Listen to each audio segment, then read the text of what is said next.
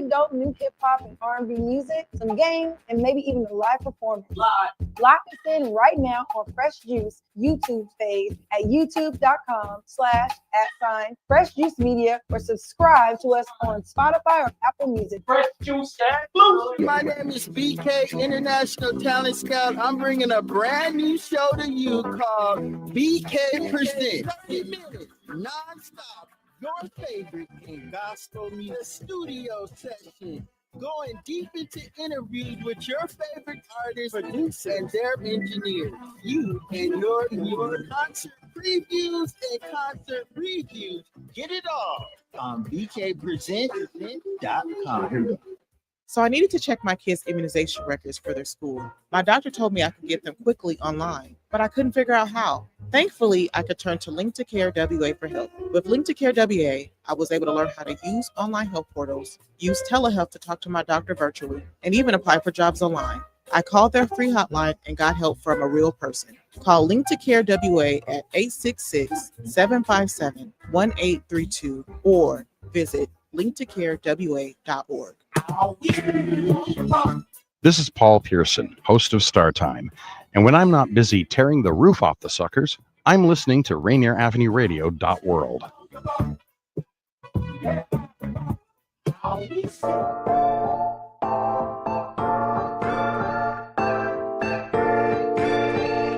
Okay.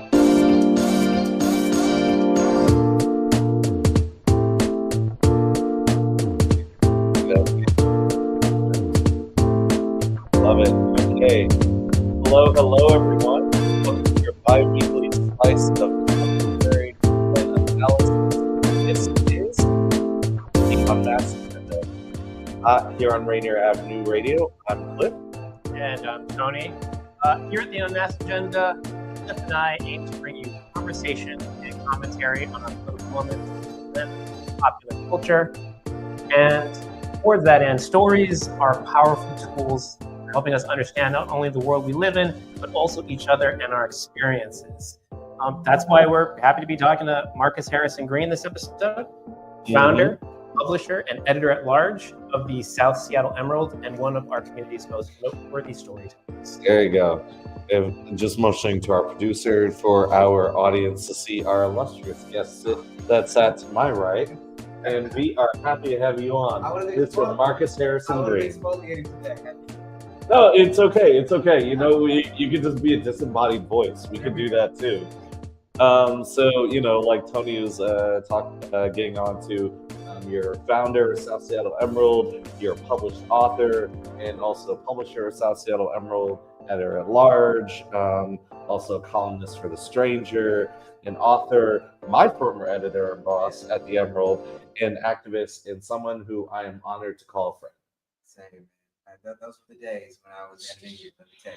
You know, you were so patient. Like, I feel like if I were to count up how many times I sent you an email, it's like, don't worry, I'm coming. Like, I'd be like, oh. Every gray hair I have is because of you, sir, but it is well worth it. You know what? You wear it well. You wear it well.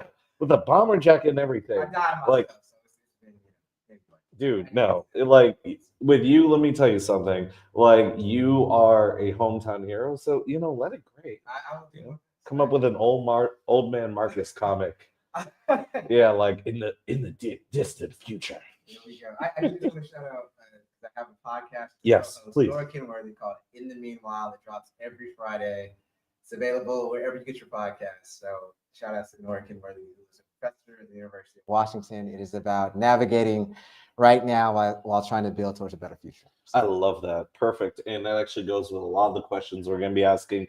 But I would be remiss if I did not give our first Patreon subscriber, Chris Lovings, a shout out and a thank you. Yeah. Okay. There you go. For our first subscription. And also for those of you who want to support this podcast, you can either visit our Instagram, and if you look at the description, there's our Patreon link in the description, or if you look at the bottom of this video, there is our Patreon link in the description. Please support, because it helps us not just fund many of the folks behind the scenes that allow us to have such amazing and just scintillating, wonderful, captivating commentary and fun here, but it also allows us to do more and hopefully provide more interesting perspectives and even go places. Get that equipment, maybe Absolutely. do a person on the street thing, right? Much love for independent media, man. Absolutely. My brother. Absolutely. Anyway. Yeah, so mahalo, Chris. Thank you so much for being our first Patreon subscriber. Maybe this should be like a segment going forward. I know. Like at every big what is that?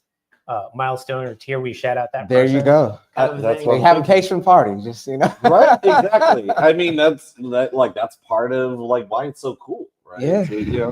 But anyway, so let's just dive right into it. So with your book, Ready to Rise, essays, it is a wonderful piece of literature, a deeply personal project. Thank you. I felt a deep relation to it when I read it. There were so many essays in here I could personally relate to, and to be honest, I, been honestly through a lot of the similar trials that you go through, both as a Black man living in Seattle and also, before. Well, you're a Buffalo Bills fan, so I know you've had a lot of heartbreak in your life too. So, anyway. You know what? It's been hard. It's been tough. That has been the pinnacle of my heartbreak. But so I just wanted to kind of start the interview with the question, how do you keep your cup full in times like these? Yeah, that's a good question. I mean, I think for me, it's just reconnecting with friends, reconnecting with community, reconnecting with family.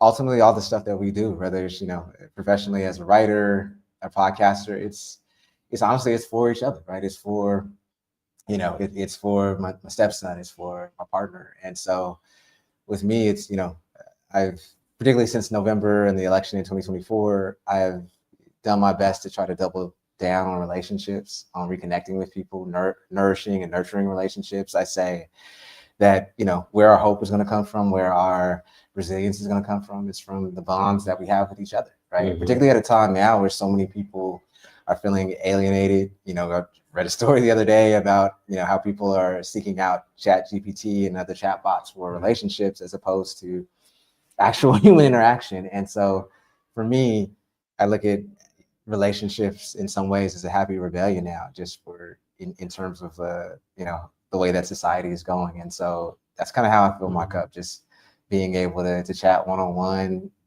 text threads with families, just to try to be fully present when I'm, conversing with somebody. Absolutely. Nurturing relationships is a rather intentional kind of act, particularly now, in this kind of, I don't know maybe if everyone sees it this way, but for me in this time of atomization, right? We're all kind of scattering to the winds and staying in our silos. Friends invite us out to go do a thing. It's it's so much easier to stay home and watch Netflix. Right. It's got to be more than that though, right? What do you think is kind of at the root of our kind of siloing ourselves away? I think, kind of to your point, it is so easy, right? To just go home and be in our little shells and be in our sort of isolated environments. And to your point, it does take some level of intentionality. A couple of weeks ago, I actually went back to my 20th college reunion in Thousand Oaks, California. And there are so many people who were well, one, they were colleges have 20, year reunions. And I'm right. Small liberal arts wanted to do, yes. But then they're also well, why are you going back? And it's because why not, right? To reconnect with people. And it was so funny. There were so many people I'd spoken with online or talked to on, social media or whatever in the last few years, but I hadn't seen in person. And so we ended up having just this amazing time together with, folks who I went to school with. And, we went to a dinner afterwards, and with so many of them, I said, I haven't seen you all in so long, but I'm just realizing how much you've changed my life. How much our relationships continue to reverberate, with, as I grew into the adult that I am right now. And then I got these text messages the next day when I'm off on my way to the airport, and they're yeah, thank you for changing my life. I just realized how much you did. And I realized how much, we rarely acknowledge that, while people are here, how rarely we give people their flowers while they're here. So, yeah, I think it's a profound thing to understand and have, a person who you are in a relationship with, like, understand that you are, just threads in each other's tapestry of life, kind of a thing. Kind of segueing into, tapestries of life and, like, life stories and whatnot. I read, in your author bio that your writing looks to kind of tackle one-dimensional stories that harm marginalized communities. And could you tell us a little bit more about what you mean by that, and what additional dimensions you consider in writing about, the authentic experiences of your subjects? Yeah, I'll answer that by telling you a story that is top of mind, just because this person's mother reached out to me recently.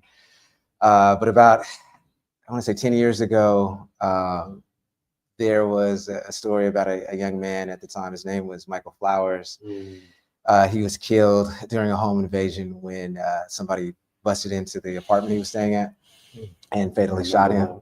Yeah. And the days after his death, his murder, a lot of legacy and mainstream media, they reported on his death by leading with and sometimes ending the article with, with this gun charge that he had 15 years prior to him being killed. And so it came across as if, he had deserved his fate, right? Because of this one thing that he, this mistake that he had made in his life. And like, gone from that story was about who he was as a father, who he was as a friend, who he was as a son, who he was as a teacher and a mentor and a basketball coach. And so about a week after his death, I'm at his funeral at a West Seattle church with my mom, and his mother, Mary, came up to us, and we were like 2 years, a year and a half into the Emerald, and she said, "Can you please just tell the story of my son, and not as a saint, not as somebody who was flawless, not as an angel, but just as a human being, so that people can see him, fully." And so we did, and we talked about how other media had failed to do that, quite frankly, and it ended up that media organization, to their credit, at least one of them, the Seattle Times, the executive editor at the time, who is not the current executive editor, but the executive editor at the time, she reached out to the Flowers family.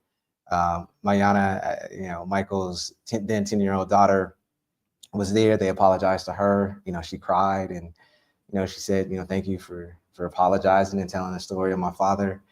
And then, the day before Christmas Eve, the day before Christmas, every single year, I always receive a text from Mary Flowers, and she says, grief sometimes gets so heavy on my heart when I think about my son and how he's not here right now. Yeah, of course. So thank you so much, because when I reread the article that you and your mother did, it reminds me of him, and that he's here, and that he lives in our hearts. And so, just to me, that always reaffirms the power of storytelling when done correctly and done in a way that's deliberate and intentional, and shows people in their full flesh. So. Wow, that is powerful, man. Man, you are such a hero. You know that? No, seriously, Dude, I don't see myself in that way. Certainly not. Well. So what I mean, and I'm gonna segue a little bit. So yes, I'm gonna improv a little bit and just say I have so much respect for you, not just because you taught me how to be a better writer, but also like don't put that on me, Cliff. No, I mean, you were like Erica was there. Erica Barnett was there for like a minute. Shout out Reagan Jackson too, here and there, right? But one thing just that is so important in not just the essays in your book, but with the story you just told, is humanization, and also telling stories that are inconvenient or uncomfortable for dominant society. Yeah, well, and I think particularly right now, when we have an administration, and not just administration, but we have, I'm talking about the federal level, but also you have, and this is not all, I just want to be clear, this is obviously not all Christian people at all, but you have a strand of Christianity now that even, talks about, preaches about toxic empathy, and empathy being toxic, right? And I think right now, what we need to combat some of the alienation that we see now, whether it's like our immigrant brothers and sisters and neighbors and kin who are being, treated inhumanely, when we have just human beings in general being treated inhumanely. We need empathy right now, right, to identify with them. And so I think, that's what our job, is right now as storytellers, whether you are capital J journalists or the work that you and Tony are doing right now, man, and just bringing, stories to the fore. So appreciate that. And so kind of to that point, one of the reasons why, I really appreciate what you do, and I appreciate journalism in general. And this, but viewers at home may not know this. Tony, you might not know this, but my mother and father were actually journalists right when they met. So like before that, they were working as journalists, and then I came along. But one of the things that I really appreciate about journalism is how it pushes us to ask those uncomfortable questions. I feel like in Seattle, one of the things, and I'm very much, just if people couldn't already tell, I'm very much to the left in my politics. I did not recognize that. Such a revelation. Oh my God, such a confession on air. But one of the things I've noticed, I'm sure is in a lot of those spaces, people mean well, but you have a lot of like white liberals, progressives, socialists, anarchists, even, that still, even though their politics operate from a place of liberation, empathy, whatever ideological framework we want to call it, but there's still like a level of privilege in how they navigate those spaces in the world.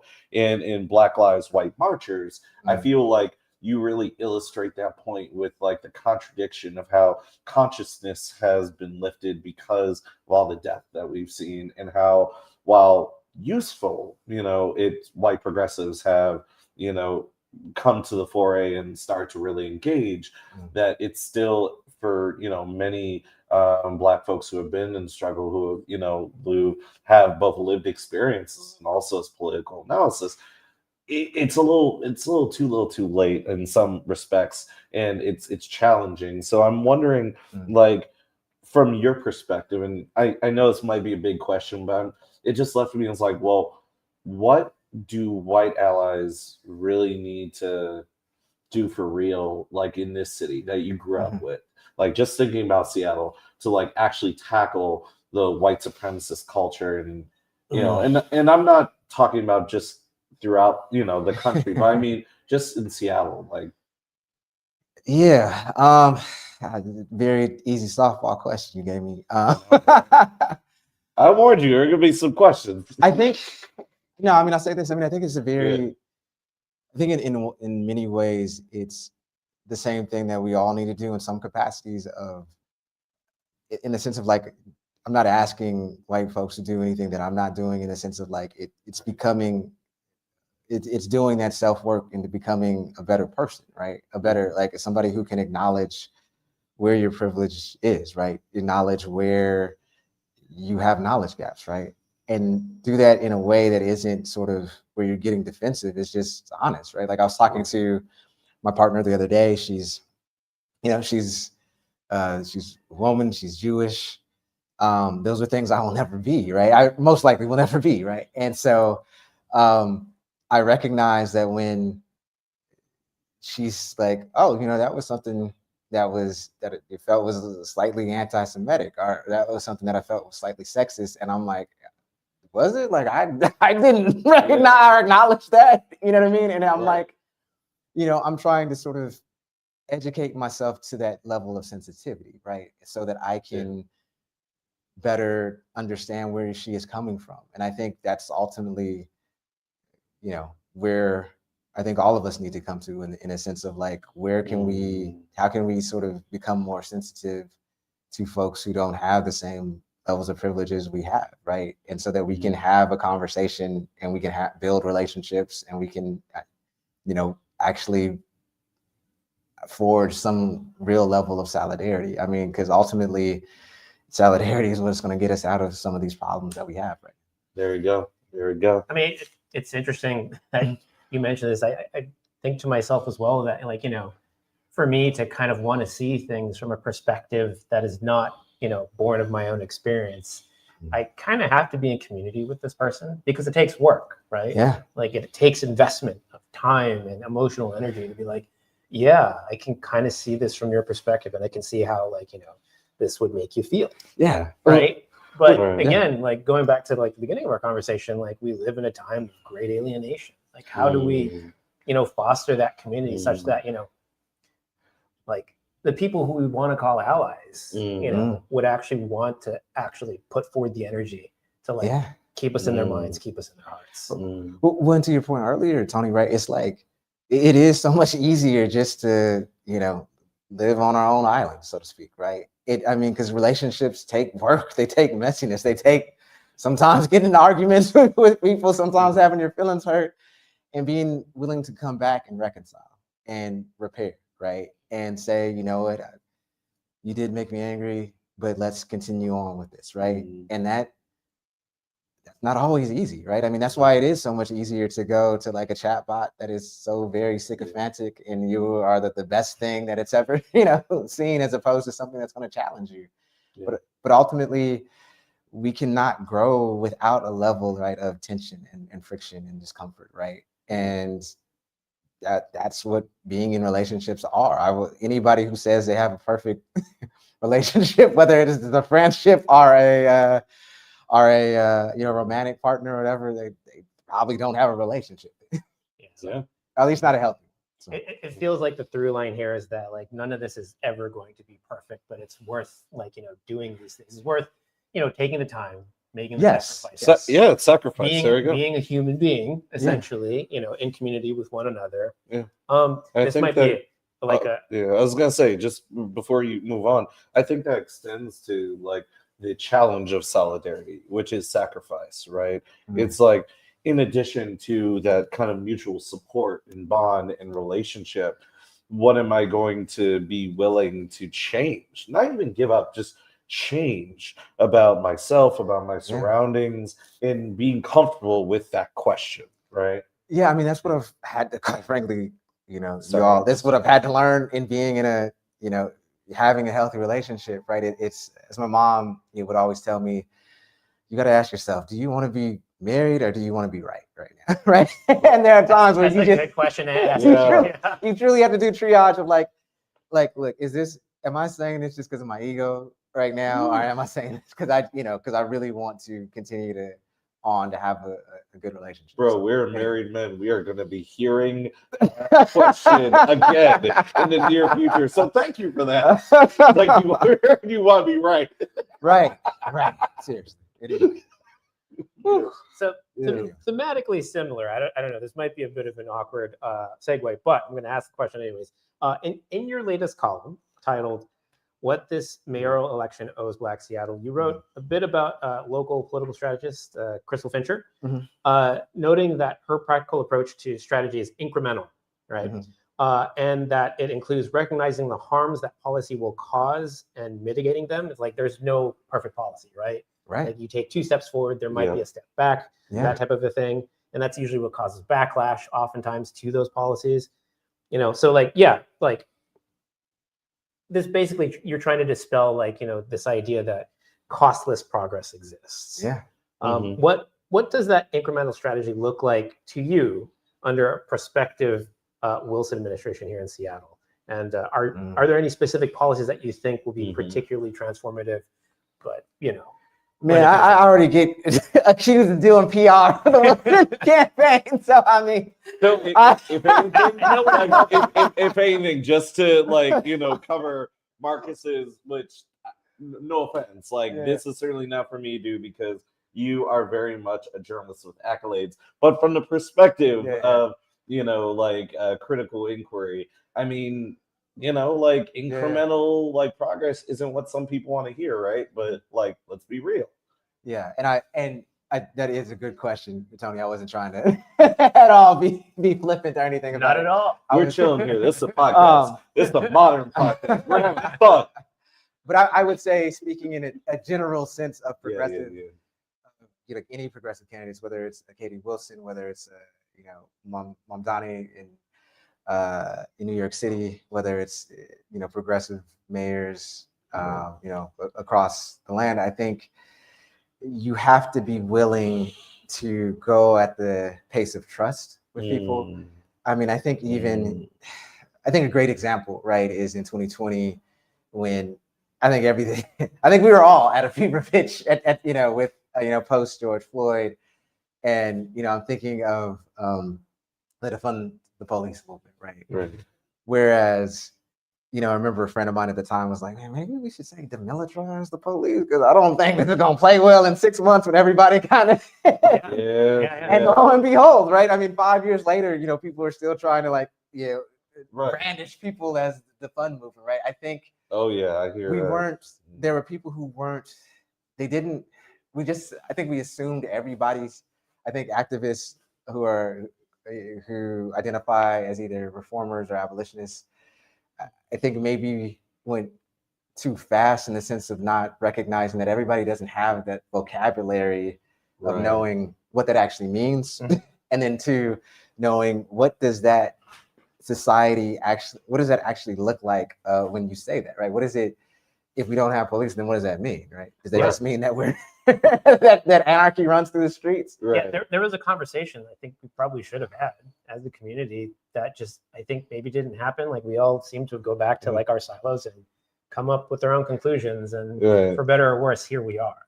Yeah, and that's the thing. Like policy development, unfortunately, moves at the pace of a snail versus slogans and whatnot. Which slogans, hey, you can make one in 30 seconds, and But before I forget, I would be remiss if I didn't acknowledge that we are at our break time. So for those of you who are loving this discussion, it is going to veer more into local politics when we come back. But also, you guys should tune in tomorrow because there are going to be interviews with King County executive candidates on Street Beat.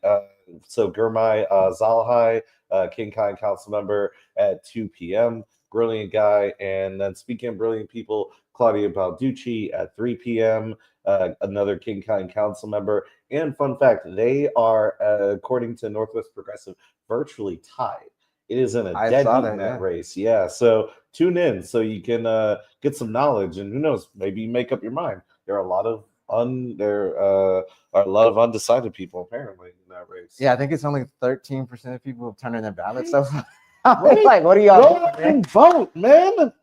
What are y'all doing? Come back after the break so we can tell you more about why you should.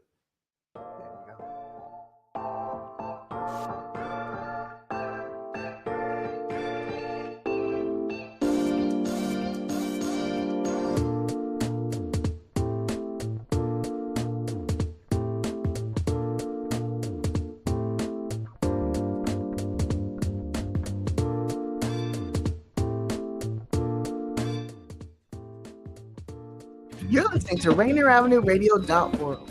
Check us out on social media, Facebook and Instagram, Rainier Avenue Radio.world, and on Twitter at Rainier Ave Radio. Totally bored? Mindlessly scrolling? Put down your phone and pick up a free youth transit pass. Youth 18 and younger ride for free. Go all the places. Do all the things. Escape the scroll at freeyouthtransitpass.com. Greetings. This is your host, DJ Neftali, Rainier Avenue Radio.world, the best DJ in the Seattle area. You can catch me every Monday at 8 p.m. on YouTube. Like I said, this is DJ Neftali, the best reggae in Seattle, Washington, the best radio station, Rainier Avenue Radio.world. Come on, right? Do you want to reach out to the Vietnamese community in Seattle? Just advertise in Người Việt Tây Bắc, that is Northwest Vietnamese News, the longest running Vietnamese language newspaper in our region. Go to nvnorthwest.com. This is Big Poppy, host of Jazz from the Cabinets. Join me each week for a listening tour of the first century of jazz, an eclectic mix of Dixieland, big band, cool jazz, bebop, contemporary jazz, world jazz, all jazz in all forms. That's Jazz from the Cabinets with Big Poppy on Rainier Avenue Radio, streaming worldwide on RainierAvenueRadio.world. Generational wealth. Generational wealth. Generational wealth. What is generational wealth? We asked our communities, and this is what they had to We say. see lots of people who've gotten rich quickly and gotten poor just as quickly and left nothing to their families and or the community. That's a big chunk of the piece that needs to change. We need to see people making their investment in their families and in themselves and in the community. We want to build all three of those elements. We want to establish long-lasting family and community wealth, not just people who've gotten rich and squandered it. Those who have wealth will be opposed to our breaking the status quo. So this will be a struggle. All those folks are used to how things have been for hundreds of years, and that's the piece that needs to change. And they need to be able to stand by. This campaign to create awareness to generational wealth is brought to you by the Department of Neighborhood's Generational Wealth Initiative, the Washington Housing Finance Commission, and Rainier Avenue Radio.world. Would you like to see when your favorite Rainier Avenue Radio show comes on? Check out our show schedule, updated weekly at RainierAvenueRadio.world.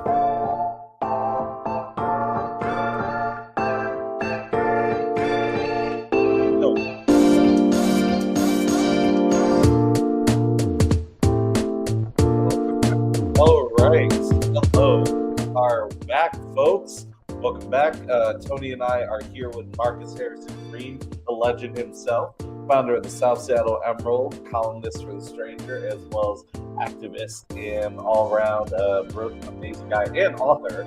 So if you've not checked out his book, Ready to Rise, I highly recommend that you do. And actually, you know what? Speaking of, this half, we were going to get into politics and kind of local political beat. Yeah. But in the break we were talking about films. Mm-hmm. And I'm actually going to kind of switch up a little bit because I know I want to ask you about like some of your favorite comic book influence back in the day. Yeah. But you are not a big fan of horror. What genre of film are you a fan of? I mean, I'm going to sound boring, man, but I really like documentaries. I like auteur, I guess, filmmaking. Like I love the most recent Paul Thomas Anderson film, Yep. One Battle After Another. I just Ooh. thought that was like chef's kiss. Oh, yeah. My favorite movie of all time is Good Will Hunting. It's the first movie, seeing it as an adolescent, that you just started to have feels, and it's like, what am I feeling right now? not even that I was crying. It was just like when there's the last scene.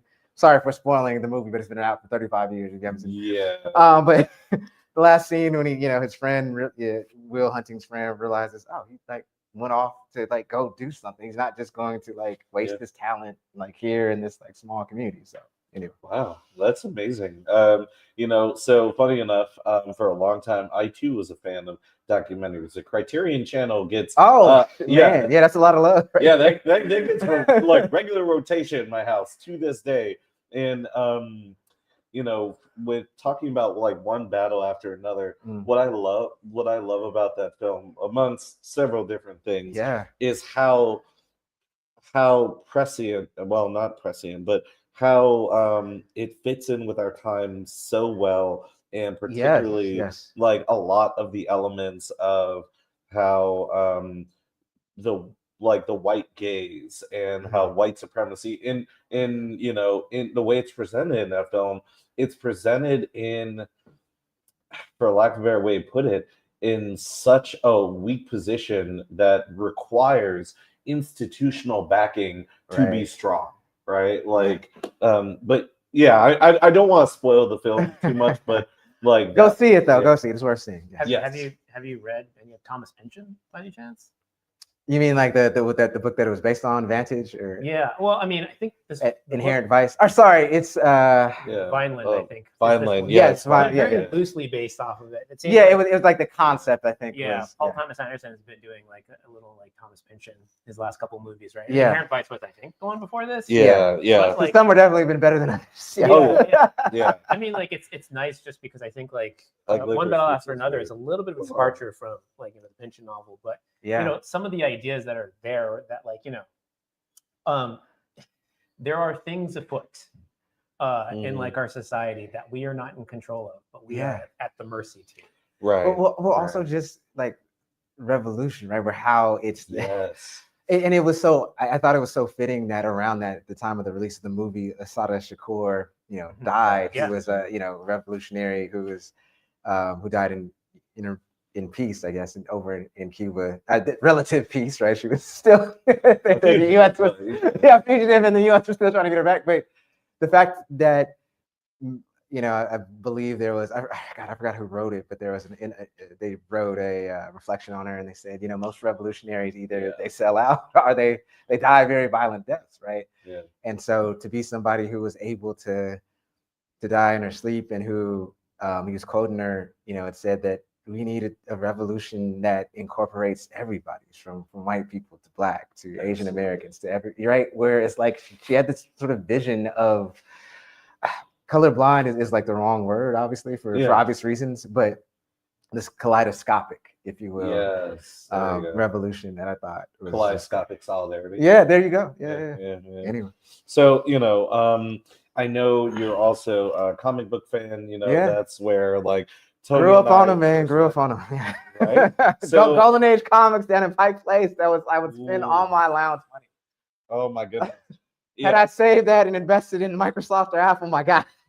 I mean, honestly, you still have some of those old comics. Those are also investments now. Fair enough. Well, the investments I think sometimes are in ideas. And, they help us grow as people. Like, I'm not gonna lie. Like, I wrote a lot of comics growing up, and a lot of the ideas that I was enchanted with came from those books. Absolutely. Yeah, I mean, I think particularly Chris Claremont's run on the X-Men. I mean, that was just such to me an allegorical tale about the other, right, and how the other is treated, right, and then, my father, he would read Superman comic books next to the fireplace to me.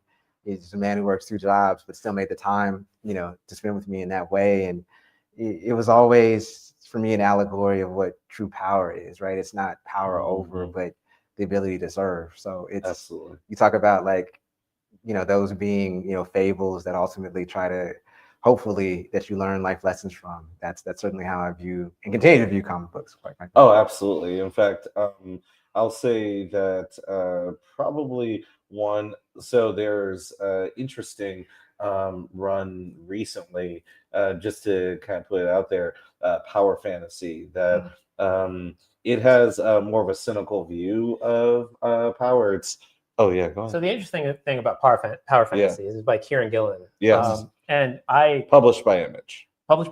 Yeah.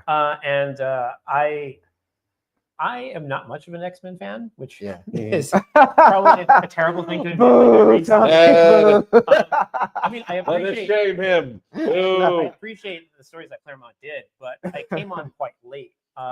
So, like, between Claremont and like what the part where I kind of like came on and was enthusiastic about the X-Men, which was Jonathan Hickman.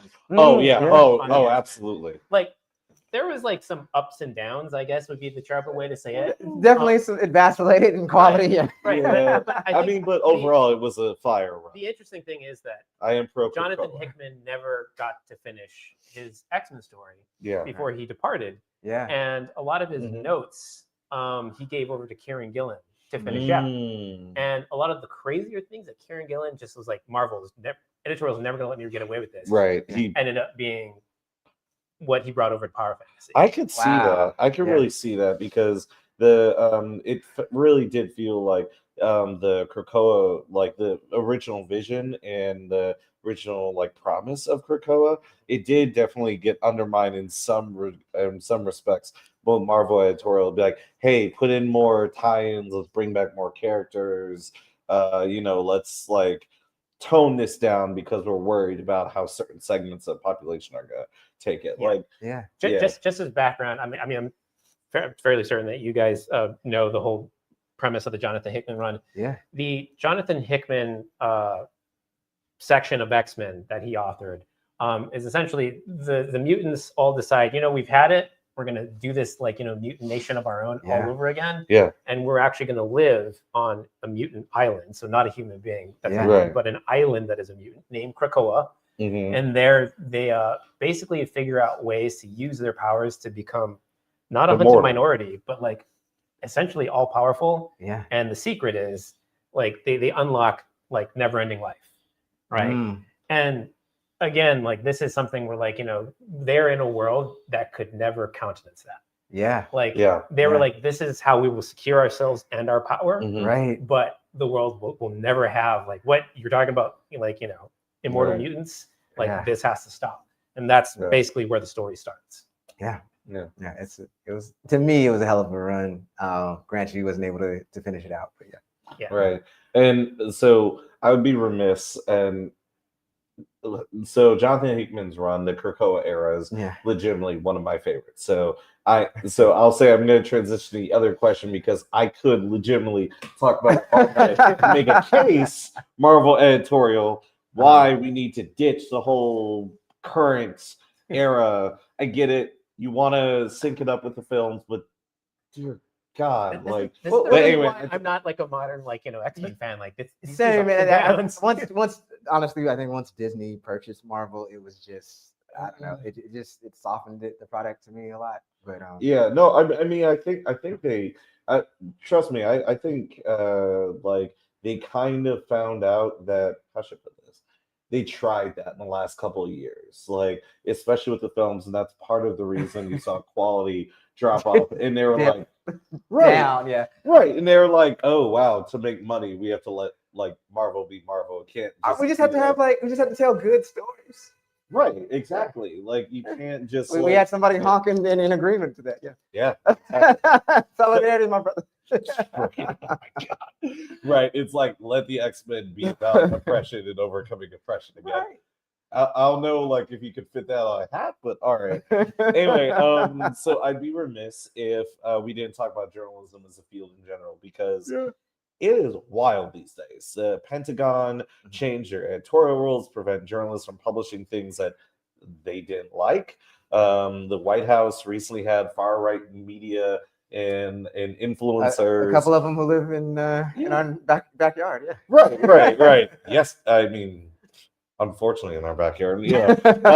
And also occasionally try to like go to protests so they can be victimized, I guess. But anyway, they apparently have informed the White House that everything in Seattle is controlled by Antifa, which I didn't know, but okay. I'm waiting for my paycheck. Right, exactly. Like I've been at Antifa for a very long time. I've been waiting to sell out, bro. Where's the check? Right. Like, where is my position of power, Antifa? Yeah. Come on now. Promote brothers. Promote black and brown like anti-fascists. Come on now, Seattle. Anyway, and on top of that, like the recent you shared a byline article in Stranger about calling out KUOW for some kind of very flimsy article that went over Katie Wilson's personal finances and. Well, I just want to say, like, I do know the author of that piece. I've never known the person to intentionally do anything like that. I think that perhaps in the editing process, it just the context wasn't there. But either way, it ended up being misconstrued. So actually, that kind of leads me to my question, just kind of broadly with the hostile environment nationally, with some interesting like investigative journalism going on with this entire mayor's race. I'm wondering, like, what do you think is going on here with the like field of journalism? You can either give us the broad view or the local view or like layers, but like, how is the environment changing in the Seattle journalism scene? And I'll say this, like, I think, I mean, it certainly has shrunk from what it was even 10 years ago or 12 years ago when I started the Emerald. I mean, it's great that we continue to have things like Rainier Avenue Radio and Converge and the Emerald, but in terms of the level of resources, right, it's you wish it was more. You wish everybody could make a living wage, particularly in a city that's growing ever more expensive, right? And the fact that journalism and media is such an essential role of our democracy, and yet it's not funded in any type of adequate way, is, to me, a clear and present danger, to our democracy, even locally, right? Where you don't have, anybody who's a dedicated reporter on like the Port Commission are many times on the school board and so forth. And so it's like, the vacuum of attention a lot of times allows for, corruption to take place. And so, and it also means that it's easier, quite frankly, for candidates of all stripes. I'm not saying, you know, whether left, right, middle, whatever, to sort of get their narrative across, regardless of whether that narrative is true or not. And so in my mind, I think what I try to do as a journalist, and I've been I've been called everything in this election cycle, from, you know, Uncle Clarence Thomas from some people to Tupac Shakur on another. Yeah, on that first one, like quite a spectrum. Who has had the audacity? I'm not going to shame nobody. It's a small city. Okay, just write their name down on a piece of paper. I'm just joking, folks. I'm joking. Joking. But I said that to say, it's like, at the end of the day, my job isn't to comfort anybody who's in power, anybody who's seeking power. My job is just to tell the truth, right? Because if we don't tell the truth, then all politics and any of this turns into is somebody can lie, and then somebody else can lie, and then another person has another lie, and then all we do is have a series of deeper and more lies, right? There has to be something that, like, there has to be a mechanism where we tell the truth, and ultimately the truth doesn't owe us anything but itself. It doesn't owe us comfort. It doesn't owe us, it doesn't owe us like agreement. It just owes us the truth. So. Before we move on to your question, Tony, one thing, I was just thinking about what you were saying in the first part about how on the state level, like the state has a few like core duties when it comes to funding, right? Mm-hmm. To educate, to take care of the infirm, to incarcerate. Unfortunately, I personally think we should get rid of the carceral state, but I digress. Mm-hmm. And the lack of a free press is a clear and present danger to democracy. What if we were to publicly have a public fund for journalism? I don't disagree. I don't disagree. I mean, think about it. Like, we literally, our troops take a vow to defend us from enemies, foreign and domestic. Mm-hmm. And I can't think of like a greater enemy to, especially in the current climate, than misinformation. I mean, there's a reason why in our Constitution, right? The press specifically is the only industry that is like actually specifically identified and recognized and acknowledged, right? Because it is that important. As bad as some of the things that Thomas Jefferson did, one of the things that he did say is that if he could have a government, if he had to choose between a government without a press and a press without government, he would rather choose essentially like a press without government. Right. So just people exchanging ideas. Yeah. Kind of want to go back a little bit to like some of the more like pop culture stuff they were talking about. Like, are there narratives, in fiction, for example, that you find, are that you're a fan of, or I think, or take like a nuanced, multi-dimensional view of a particular thing that could speak to our particular moment? Yes. I'm gonna go back. We'll go back to Superman again. He's my favorite superhero of all time. I mean, it was mine as well. Thank you. Love that. I'm just kidding. I love it, but shame. I love the new. I don't know how you felt about it, but I really love the new film. I thought it was finally a director who. Oh, it was fire. Yeah. Oh, well, finally with the director in the hands who understood the character, understood that he's not a god or whatever. I think so many directors in the past have like underscored the super in Superman and not the man part. And I think for me, he's always been, in many ways, particularly knowing that he comes from two creators who were Jewish and who were families who were children, I should say, of immigrants, and that he definitely embodies what I didn't know until this concept that I didn't know honestly until 3 years ago, and like when I met my partner who's Jewish. Tikam Olam, I think I'm mispronouncing it, but essentially it means to strive and work and do works for a better world, right? Mm-hmm. And so I think particularly now when we see the form of how, the form of power that is most dominant, where it's power over people, power to oppress, power to destroy. Right. There's something about seeing a power and being told a story of a power that builds, that heals, that serves, that can be subordinate, that can follow. And I think that's a story that I hope we continue to tell, particularly as we see so many young people who are falling under very problematic and troublesome influences.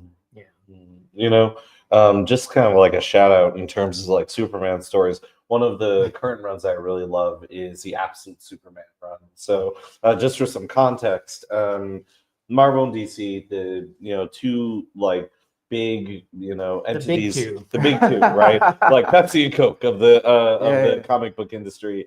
They have such a deep lore that in the early 2000s, Marvel came out with their Ultimate line, which is Okay. So Miles Morales, from that Spider-Man, precisely, right? Like came up with a very novel idea. It's like, well, what would happen if superheroes were to manifest in the present day, right? Modernized, exactly. And recently, in the last several years, they brought it back after in 2015, basically retiring the Ultimate line, but carrying over Miles Morales, one of the only two characters, really, because he was so transformative. There's a film about him, and then there's another one. There's two, excuse me, and then a third hopefully coming out. I don't know when. It will. 2027. 2027. Yeah, no, if they delay it one more time, I feel like Sony can't afford to mess up even more. If they hold on. We'll see. I know. Knock on wood. That being said, and so DC has done something similar, and with the Absolute run, it tells the story of a Superman that doesn't come to Earth as a child, but instead comes from basically a lower class family on Krypton, then comes to Earth as essentially an adolescent, then kind of a young adult, and intervening in this oppressive, extractive industry, in these communities where they're communities, like Chris Hedges puts it in his work, that are sacrifice zones, that are places of literal resource extraction. And, it explores basically the kind of traditional story of this flawed person, this immigrant, who is just trying to be a good man and trying to figure out what that means. But anyway, sorry, didn't mean no, not at all. No, I kind of really dig this conversation of Superman, just because Superman means many different things to different people. There's so much story there and lore that you can take what you want from it and it'll nourish you, right? I'm particularly a fan of the idea of Superman as kind of a benevolent sun god, but he is among us. But we don't know who he is, right? He could be the person that that works at the local paper, right? Who is always really kind to you, and also wants to know what you're up to, kind of a thing. But also he is also someone out there who, when we say someone should do something about that, he's the guy that does it, right? He's present in our lives, and he gives us that kind of hope because he is there, right? But that's so right to your point, anonymously, right? He's not necessarily looking to be heralded or whatever. Someone all powerful could be also, a king, right? But he chooses not to be. He wants to be one of us. Exactly.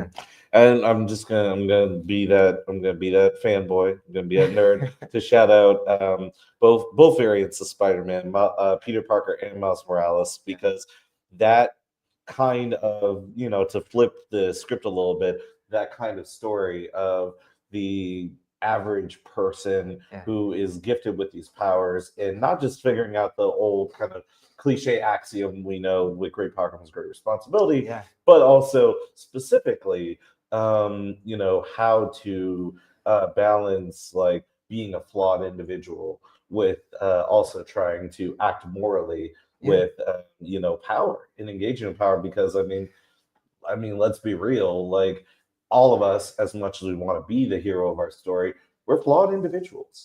That have to make hard decisions. It reminds me of something Kareem Abdul-Jabbar said, the former basketball player and activist, obviously, and he said, for him, what a hero is it's somebody who is humble enough to know that they don't deserve that title, but then they're also responsible enough to know what comes with that title in terms of like being able to show up, being able to be responsible, being able to help when you can, right? And so I think that's what that is right now. And I think we need more people like that. I think it's, and that's ultimately a choice that we make every day to be there, right? It's to rope in some more, like Warner Brothers IP, I guess, is like the end of that movie, The Iron Giant, right? Oh, like, yeah.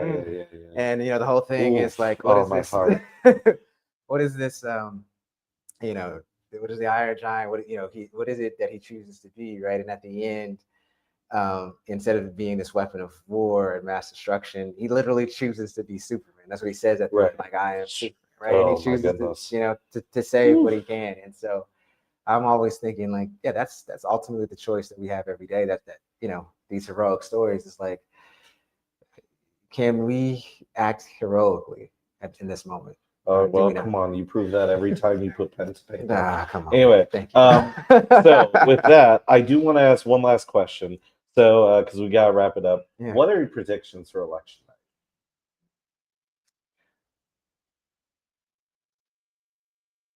I predict that we will get the city we choose to live in by choosing the direction we want the city to go in. Very diplomatic. Yeah, no, I was gonna say that was perfect. I wasn't trying to force you into a place of endorsement or anything, but I will say this before we close out. Did you? Yeah, just my last question. Like, you know, please tell our audience, like, what are you thinking about writing next? What can they look forward to from your work? Yeah, I honestly I look forward to taking maybe a bit of a break, but it always seems like there's something that comes up. And so I am working on a feel-good story though now about a group of women who meet in the South End, who all of their spouses are incarcerated. And the last couple of years, they've been meeting as a group to not only like sustain each other emotionally and financial support, but they ended up, using it as a creative outlet for their artwork. And some of their artwork is going to appear soon in a gallery showing over at King Street Station. And to me, it's a great story of resilience and perseverance, but also how you continue to build community when you're faced with a very challenging situation where, abruptly somebody from your household is not going to be there for quite some time. So.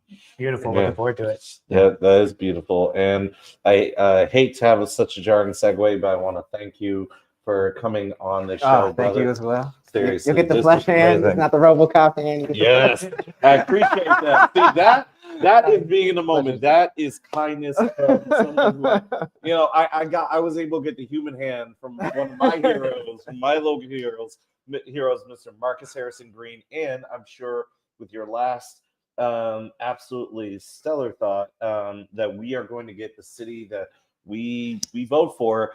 I'm just going to tell everyone out there who's listening, please get your ballot. And we only 13%? 13%. That's a bad luck number too. I just said general. Like, come on, we can do better than that. November 4th. Get your ballots in by November 4th. Thank you so much for joining us tonight. But right after you hear this, you can go kingcounty.gov/elections, find your local ballot box. If you've accidentally thrown out because it looks like a real government-y piece of paper, you can print it out from the website and fill out your ballot and put it in a ballot box, put it in the mail. I believe we can do that without a stamp. Correct me if I'm wrong. And also, Kevin? And make sure you get your ballots in on time. And I've been Tony. And I am Cliff. Stay righteous and stay courageous. Night, y'all.